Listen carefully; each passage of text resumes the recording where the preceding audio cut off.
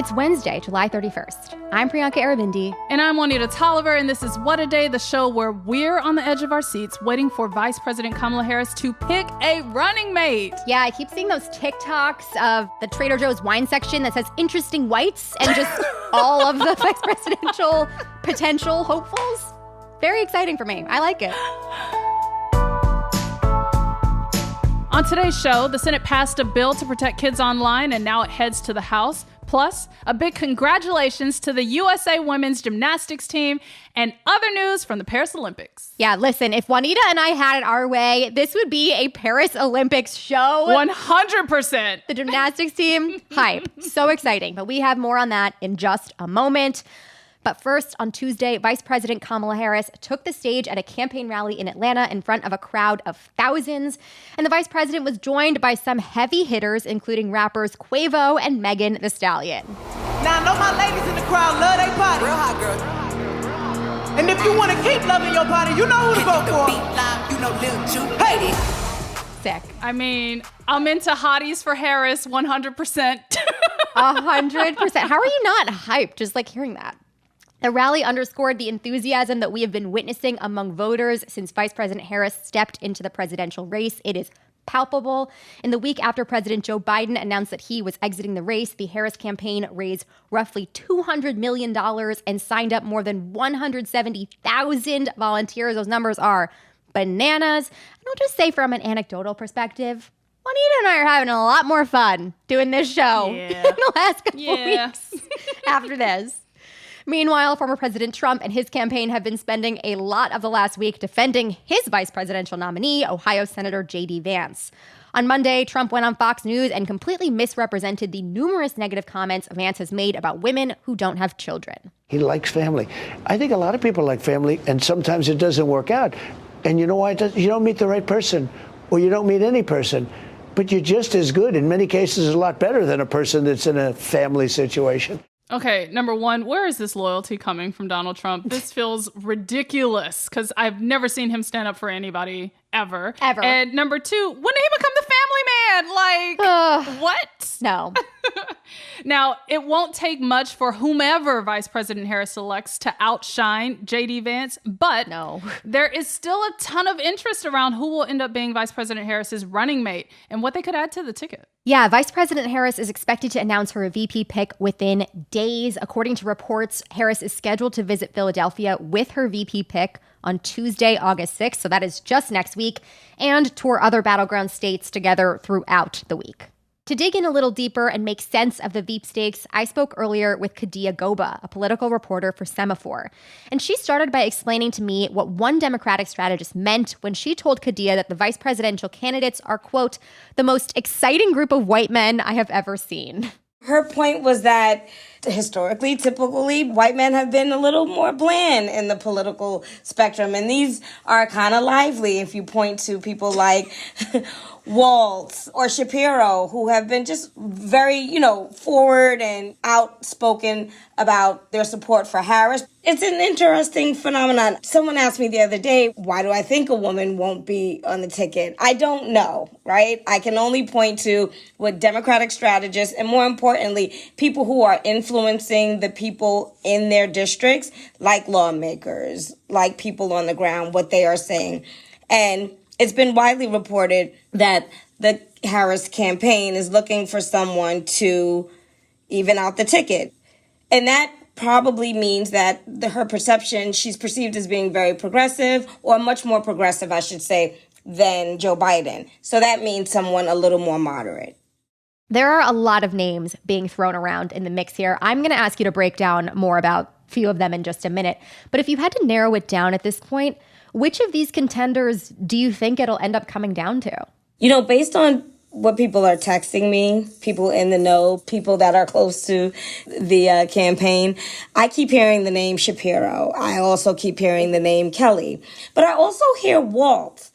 And I think Waltz is coming from this person that they just like, who has been very vocal on television, who has been saying the right things. This word weird that Democrats seem to be very excited about, that came from a comment that he made. These are weird people on the other side. They want to take books away. They want to be in your exam room. That's what it comes down to. And don't, get sugarcoating this. These are weird ideas. Listen to them speak. Listen how they talk about things. Strategically, when I talk to people, they say, it's probably between Shapiro and Kelly, but they really, really like Waltz. Yeah, so let's break down some of these leading contenders to join the ticket. No particular order here, just kind of going down the list. But you mentioned Pennsylvania Governor Josh Shapiro. What would he bring to this ticket, and what are any potential downsides of adding him? Sure. Yeah, so people like Shapiro because the first thing they think about is Pennsylvania. I got to be honest. When I talk to Republicans, his name consistently comes up.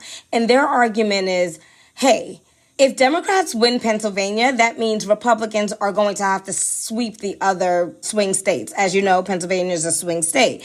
That is pretty tough, right? So here's this governor. He's very popular in Pennsylvania.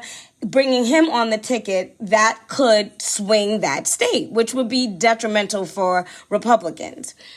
At the same time, he'll be he'll be a Jewish vice president, and people like his stance. He kind of toes the line, talking about anti-Semitism, but also one of the drawbacks is he has said, like, the students protesting out and about, he kind of referred to them as like the KKK, and that probably upset a lot of progressives. There's also been a lot of talk about Arizona Senator Mark Kelly. You mentioned him as well. What are the pros and cons about him? Yeah, so Mark Kelly is a senator representing Arizona. He is married to Gabby Giffords, who experienced that horrific shooting a few years ago, who was a member of Congress. So people automatically think, well, in terms of gun safety, his wife has, a true testament of that. But also, Mark Kelly is one of those rare Democrats in the Senate that was very critical about the border. Now, when you talk to the Trump campaign, that is one of their big things that they tell you that they are going to go after Kamala Harris on. They call her the border czar, right? And they talk about like the influx of migrants coming across during the Biden administration. So if she has someone, back to that point about evening out the ticket, that moderates especially think that will curb or have some influence on her decision-making when it comes to the border, he is going to be, a prime candidate there. On the downside, a lot of people don't want to mess with the Senate balance by removing him. There's a Democratic governor right now, and she would replace him or appoint the new person. But if that person has to run again, it could strike a uneven balance in the Senate and mess up the majority. Totally. Kentucky Governor Andy Beshear is also in the mix, perhaps less well-known everywhere, but tell us more about him. Beshear, like Waltz, is getting a lot of recognition right now because he's at campaign stumping for the vice president. He is also very good on television and very good at stumping. So, he has gained some popularity. And I will say, a bunch of progressives signed on to a letter saying that him and Waltz are their two picks. So that kind of, I would imagine, has some influence on where the vice president is looking for her next VP as well. And then you keep mentioning Minnesota Governor Tim Walz. He is crushing it on TV lately. As you said, I see the clips everywhere, every single day. What kind of put him in contention? And you gave a little bit of your breakdown earlier, but tell us more about what he would bring potentially. He's just a great spokesperson right now for the Harris campaign. He is in the middle of this new energized Democratic Party that we've seen in the past week and a half or 2 weeks since Joe Biden said he wasn't going to run for election. He is right in the middle of it, and people are feeling that. With that said, he is perceived as more progressive than the other people that we just talked about. And for that reason, I think moderates might be a little shy to sort of back him. So it's kind of a toss-up. Let's talk about the other side. J.D. Vance has not exactly been the strongest choice for a VP candidate. He, of course, was a never-Trumper, and all the things he once said about the former president are coming to light, in addition to his very public recent missteps. So tell us more about why he was the pick and about some of those missteps in how they've been perceived. The campaign hasn't been overtly talking about why, other than he's just a great guy. But, you know, a lot of people, the scuttlebutt behind the scenes is that he brought a lot of tech money to the campaign, and that could be a benefit for Donald Trump and his campaign. But also, despite all of this stuff about, like, the childless cat ladies and stuff like that, before he was picked, I got a lot of red flags from Republicans who said, you know, he just doesn't move the party forward or add anything to the party. Why bring in someone who just repeats your own rhetoric and has the MAGA contingency in the fold? So he's not faring well. And I just know Trump and his campaign would much rather be talking about and slamming Kamala Harris rather than defending their VP pick. That was my conversation with Kadia Goba, political reporter for Semafor. That's the latest for now. We'll get to some headlines in a moment, but if you like our show, make sure to subscribe and share with your friends. We'll be back after some ads.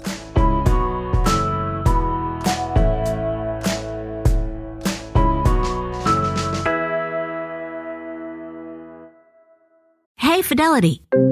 What's it cost to invest with the Fidelity app? Start with as little as $1 with no account fees or trade commissions on U.S. stocks and ETFs. That's music to my ears. I can only talk. Investing involves risk, including risk of loss. Zero account fees apply to retail brokerage accounts only. $0 commission applies to online U.S. equity trades and ETFs and a retail Fidelity account. Sell order assessment fee not included. Some account types and securities excluded. Details at fidelity.com/commissions. Fidelity Brokerage Services, LLC, member NYSE SIPC. Look at your cup holder. It's empty. And you're feeling thirsty. Head to a nearby convenience store and fill it with a Pepsi Zero Sugar, Mountain Dew, or Starry. Grab a delicious, refreshing Pepsi for the road. At Ashley, you'll find colorful furniture that brings your home to life. Ashley makes it easier than ever to express your personal style with an array of looks in fun trending hues to choose from earth tones to vibrant colors to calming blues and greens. Ashley has pieces for every room in the house in the season's most sought-after shades. A more colorful life starts at Ashley. Shop in-store, online today. Ashley, for the love of home. Let's wrap up with some headlines. Headlines.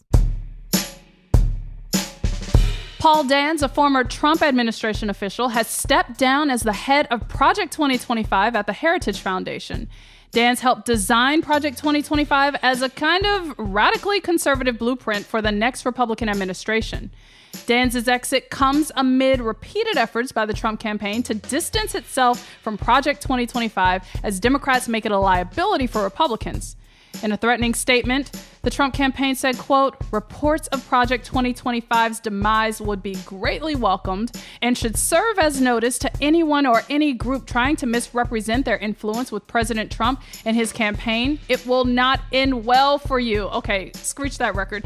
Project 2025 is still very much a real thing written by former Trump officials. I just want to make that clear. The only thing that is certain out of all of this is that if you align yourself with Trump and the tides change for whatever reason, he will throw you under the bus without a second thought. Yes, it will not end well for you. That is what we know. But as much as Trump wants to run away from Project 2025, he still supports many of its proposals like mass deportations, rolling back environmental protections, and gutting the civil service. So Trump can run from it, but he cannot hide. Absolutely not. The U.S. Senate passed legislation on Tuesday that would require tech companies to actively shield kids from dangerous content online. The law requires online platforms to protect children and teens from content that promotes suicide, eating disorders, substance abuse, and other harmful behaviors, as well as targeted advertising. The measure also prevents companies from collecting personal data from users under the age of 17, raising the limit from kids under 13. This is the first time Congress has passed a child online safety law since, get this, 1998. Wow. When the internet was on AOL CDs being mailed to Truly homes. Astounding. It is just worlds and worlds apart. Many tech companies like X and Snap, the parent company of the app Snapchat, have shown support for the bill. But NetChoice, a lobbying group that represents some of these social media giants, argues that the law violates the First Amendment because of how it could be used to censor certain user content. Okay, like zero regard for the kids, I guess. Cool. The bill now heads to the House, where Speaker Mike Johnson says he's, quote, committed to working to find consensus on the legislation. Meta, the parent company of Facebook and Instagram, has agreed to pay Texas $1.4 billion to settle a lawsuit over its use of facial recognition data. The deal was announced by Texas Attorney General Ken Paxton on Tuesday. He filed the suit back in 2022, accusing Meta of using and storing millions of Texans' facial ID data without their consent, a violation of a state law. Meta settled a similar suit brought by Illinois a few years ago, paying the state roughly $500 million. The company still faces a massive lawsuit brought by more than 40 states over allegations it purposefully built technology that was addicting to kids and teens and lied about the risks. Judging by how this has gone so far, not looking so hot for Meta. And finally, what we are most excited about, your daily dose of Olympic news. Simone Biles added another gold medal to her collection on Tuesday when the USA women's team placed first in the gymnastics finals. It was electric. This makes Biles the most decorated American gymnast with a whopping 8 gold medals. Not just the most decorated woman gymnast, the most decorated gymnast, period. Italy took second place on the podium. This is the country's first Olympic medal in women's gymnastics in 96 years, and Brazil finished in third, taking home the country's first ever team medal in the sport. Just an incredible day all around. Over on the tennis courts, Coco Gauff, the second-ranked women's tennis player in the world, left the games on Tuesday after losing a tough match against Croatia's Dana Vekic by 1 point. Gauff was seen arguing with the umpire who made the call that ultimately gave Vekic the win. I'm also so proud of Coco Gauff for advocating for herself. We've seen her have to do this multiple times. It's truly unfortunate it's happening on the international stage, but I'm proud of you, Coco. And one more time for the U.S. women's gymnastics team, because I'm so thrilled for them. This was the best round of happy tears I have cried in a couple of years. I'm so grateful. I'm crying happy tears every night at the Olympics. These girls, the men's gymnastics team, everyone's just crushing it. It's so exciting. The Olympics fever is just like, let it take you over. It's amazing. And there's more to come. The team still has to compete in individual events in a couple of days. Like, I'm really, really excited, y'all. I'm going to be glued to my TV. Keep crying, everybody. Keep watching, keep crying. And those are the headlines. One more thing before we go. The Supreme Court might be on break, but the conservative agenda is still going full steam ahead. Project 2025 is a 900-page far-right wish list that lays out a hyper-specific and bone-chillingly fascist roadmap for a second Trump administration. Over at Strict Scrutiny, our favorite trio of badass constitutional law professors is breaking down the full 900-page document in a 4-part series within your Monday episodes. Melissa, Leah, and Kate scoured all the fine print for you because lawyers are sick freaks who kind of love that shit. Stay informed about the far-right agenda and its real-life implications for tens of millions of Americans as we head into this election cycle by listening to Strict Scrutiny wherever you get your podcasts or on YouTube. That is all for today. If you like the show, make sure you subscribe, leave a review, keep calling JD Vance a weird Christian nationalist freak, and tell your friends to listen. And if you're into reading and not just about Meta being fined over $1 billion like me, What a Day is also a nightly newsletter. Check it out and subscribe at crooked.com/subscribe. I'm Juanita Tolliver. I'm Priyanka Arabindi. And we're patriotic about Simone Biles. Like, exclusively, because on one hand, yes, this country is really fucked up. But on the other hand, go USA! Red, white, and blue, go USA, baby! Yes, truly having the best time. It is amazing.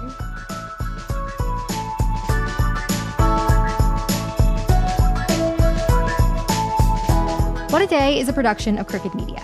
It's recorded and mixed by Bill Lance. Our associate producer is Raven Yamamoto. We had production help today from Michelle Alloy, Ethan Oberman, John Milstein, Greg Walters, and Julia Clare. Our showrunner is Erica Morrison, and our executive producer is Adrian Hill. Our theme music is by Colin Gilliard and Kashaka.